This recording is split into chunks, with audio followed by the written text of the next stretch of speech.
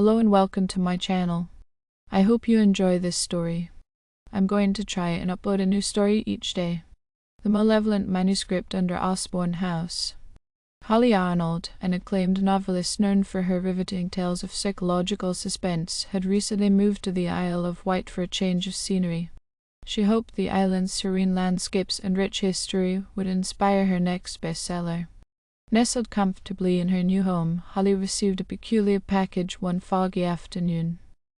It was an antique, leather-bound manuscript, the edges worn and the cover adorned with cryptic symbols. No sender's address, no note, just her name meticulously inscribed on the brown paper.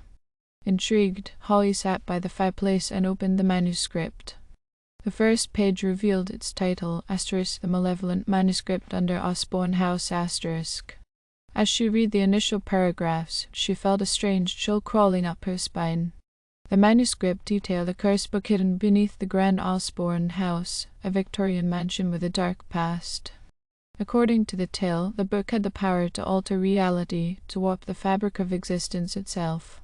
The story's protagonist, Elizabeth, was a writer like Holly who stumbled upon the cursed book and became ensnared in its nightmarish grasp.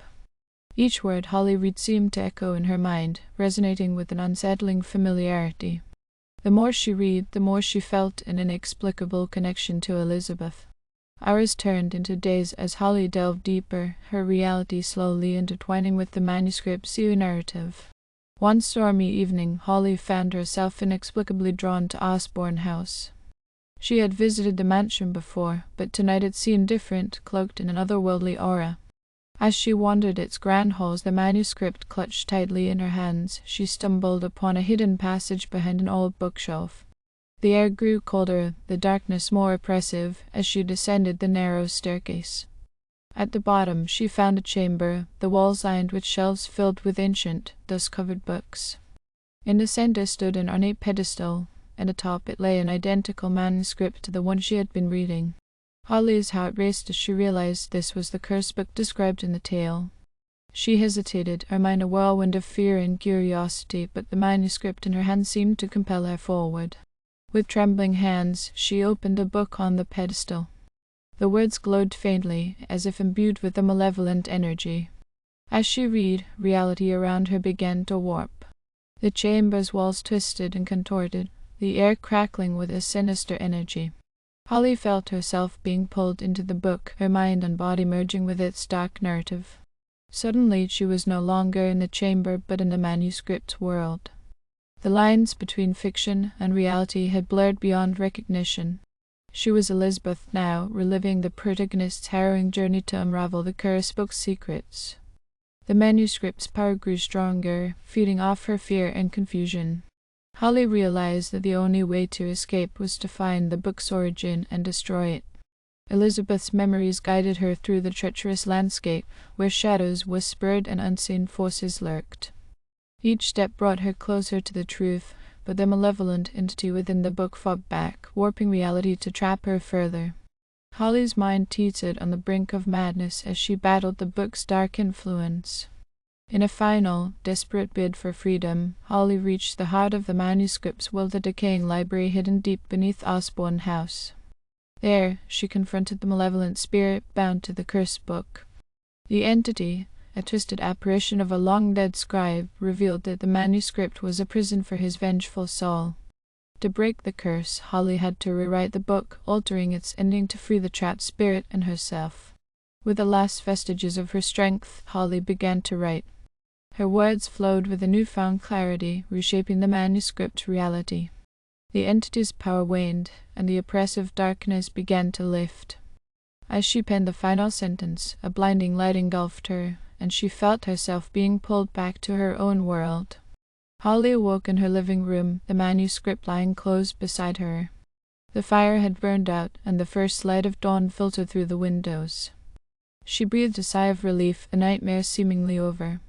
But as she glanced at the manuscript, she noticed one final, chilling detail. The last page bore her name, and beneath it the words "to be continued." The boundaries between fiction and reality had been blurred, but Holly had survived. She knew, however, that the malevolent manuscript story was far from over. As she pondered her next move, the words of the book echoed in her mind, a haunting reminder that some stories are never truly finished. Holly couldn't shake the eerie feeling that lingered after her ordeal with the manuscript. She spent the following days in a daze questioning the reality around her. The whispers of the malevolent manuscript echoed in her mind, a constant reminder of the dark world she had barely escaped. Determined to end the nightmare once and for all, Holly decided to research the manuscript's origins and find a way to destroy it. Her first stop was the local library, where she delved into the history of Osborne House. She discovered that the mansion had been built by Queen Victoria and Prince Albert in the mid-19th century as a summer residence. However, there were rumors of a hidden library beneath the house, a secret known only to a select few. According to legend, this library housed forbidden texts, including the cursed manuscript Holly had encountered. Holly's research led her to an obscure book about the history of the Isle of Wight. The book mentioned a reclusive scribe named Edmund Blackwood, who had been commissioned by Prince Albert to catalogue the royal family's collection of rare books. Blackwood was said to have dabbled in the occult, and it was whispered that he had created a manuscript capable of altering reality. The details matched the cursed book Holly had found. Armed with this new information, Holly returned to Osborne House. She managed to arrange a private tour, explaining to the staff that she was a writer researching a historical novel. Once inside, she discreetly made her way to the hidden passage behind the bookshelf. The narrow staircase led her back to the underground chamber, where the cursed manuscript awaited. This time Holly was prepared. She brought a bundle of sage, holy water, and a silver dagger, items she had read could counteract dark magic. As she entered the chamber, the oppressive atmosphere closed in around her. She could feel the malevolent presence watching, waiting. Holly approached the pedestal with the cursed manuscript. She opened it cautiously, the pages glowing with that familiar, sinister energy. She began to read, her voice steady and resolute. The chamber's walls twisted, shadows writhed, and the air crackled with malevolent power. Holly continued reading, determined to confront the entity head-on. The twisted apparition of Edmund Blackwood emerged from the shadows, his eyes burning with hatred. He snarled at Holly, his voice a guttural growl. "You cannot escape, foolish mortal. Your fate is sealed." Holly held her ground, clutching the silver dagger tightly. "I'm not afraid of you, Blackwood. I know your secret. You bound your soul to this manuscript, but you also created a way to break the curse." Blackwood laughed, a chilling sound that echoed through the chamber. "You think you can defeat me? I am eternal. My power is limitless." Holly took a deep breath and began to recite an incantation she had discovered in her research. The words resonated with a powerful energy, and the chamber trembled. Blackwood's form flickered, his grip on the manuscript weakening. Holly pressed on, her voice growing stronger with each word. The apparition howled in agony as the incantation took effect. The cursed manuscript glowed brighter, its pages burning with a purifying light. Holly thrust the silver dagger into the heart of the book, releasing a blinding flash of energy. Blackwood's form shattered, his malevolent presence dissipating into the air. The chamber fell silent, the oppressive darkness lifted. Holly collapsed to the floor, exhausted but triumphant. The cursed manuscript lay in ashes, its power finally broken. She had done it. She had destroyed the malevolent force that had haunted her. Holly returned to the surface, the weight of her ordeal slowly lifting. As she stepped out into the sunlight, she felt a sense of peace she hadn't known in weeks. She had conquered the malevolent manuscript and reclaimed her reality. But deep down, she knew that the island's dark secrets were far from over. Back in her home, Holly began to write a new novel inspired by her harrowing experience. The story of Elizabeth and the cursed manuscript would be her next bestseller, a tale of courage and resilience. As she wrote, she couldn't help but glance at the spot where the manuscript had once lain, half expecting it to reappear. But it didn't. The curse was broken, and Holly's life slowly returned to normal.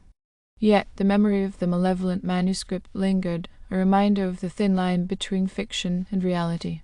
Holly knew that as long as she respected that boundary, she would be safe.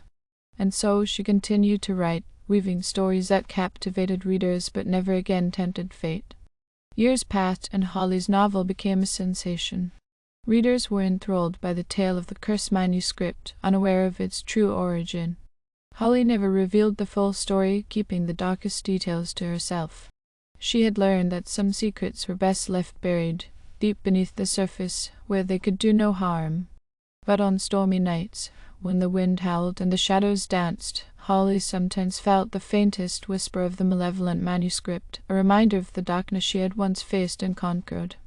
And in those moments she would smile, knowing that she had triumphed over the malevolent forces that had sought to consume her. Thank you for listening. I hope you enjoyed this story. Please don't forget to like, and even better, like and subscribe. Thank you very much, and I hope you have had or have a great day.